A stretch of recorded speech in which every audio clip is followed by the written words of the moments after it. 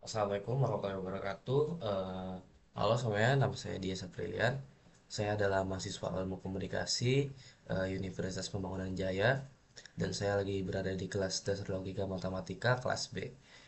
Dan di video ini saya akan membahas salah satu bentuk fallacy atau kesesatan berpikir yang sering muncul di media sosial dan juga internet, terutama di dalam iklan. Nah, policy yang saya bahas itu adalah misleading statistik, dan materi ini berkaitan dengan topik topik kuliah kita, yaitu use and abuses of percentage. Nah, kita semua tuh pasti sering lihat nggak sih iklan dengan klaim seperti 95% konsumen itu puas setelah pemakaian pertama. Nah, atau juga 90% berhasil menurunkan berat badan dalam seminggu. Nah, itu tuh sekilas adalah angka-angka ini memang terdengar sangat meyakinkan ketika kita mendengar dari iklan-iklan tersebut. Nah, tapi pertanyaan adalah angka itu dari mana dan siapa respondennya? Apakah benar-benar ada survei yang terbukti atau juga cuma strategi marketing? Nah, sebagai contoh nyatanya adalah coba kita lihat aja di iklan-iklan suplemen ataupun juga skincare di TikTok maupun di Instagram tuh kan udah banyak banget kan yang pakai kalimat seperti itu, misalkan mereka branding dengan eh, nominal-nominal seperti itu. Nah, tapi itu dari kalimat sebanyak itu tuh nggak dijelasin siapa yang disurvei, beberapa orang jumlahnya, nah bagaimana metode pengambilan datanya, dan kapan juga survei itu dilakukan. Nah, padahal dari semua itu penting banget untuk kita tuh menilai apakah angka 95% itu benar-benar bisa kita percaya.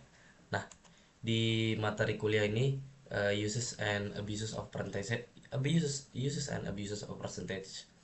kita tuh belajar bahwa persentase itu baru bisa kita anggap sah sah kalau misalkan itu disertai dengan konteks. Nah, misalnya nih, saya mensurvei 20 teman saya, dan 19 orang tuh suka pakai produknya, dan berarti itu 95% tuh puas. Nah, tapi apakah dari 19 itu orang itu bisa mewakili seluruh masyarakat Indonesia? Nah, kan tentu enggak kan.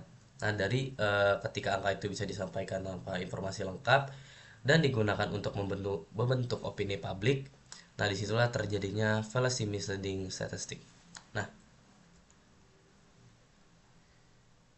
kita tuh tahu bahwa penyampaian angka dan juga data dalam publik itu harus berhati-hati. Kalau informasi statistik dipakai tanpa konteks, itu bisa aja bisa bikin audiens tuh jadi percaya kalau misalkan sesuatu yang belum tentu, itu tuh bisa sesuatu yang belum tentu benar. Misalnya ada survei yang bilang 80% anak muda Indonesia tuh ingin hidup tanpa internet.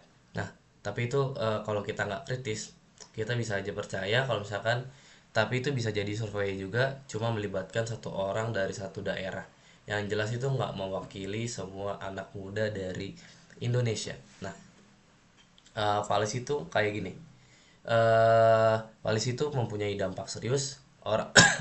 Jadi orang tuh bisa membeli produk ataupun juga mengambil keputusan berdasarkan informasi statistik yang membuat menyesatkan. Nah, maka dari itu penting buat kita untuk selalu tanya dulu surveinya dari mana, siapa respondennya, berapa jumlahnya, ataupun juga valid atau enggak. Nah, jadi bisa kita simpulkan bahwa misalkan angka persentase itu bukan jaminan kebenaran, maupun juga tanpa konteks yang jelas.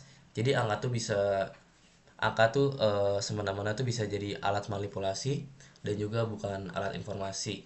Nah, statistik juga memang penting, tapi harus kita gunakan secara jujur dan juga bertanggung jawab.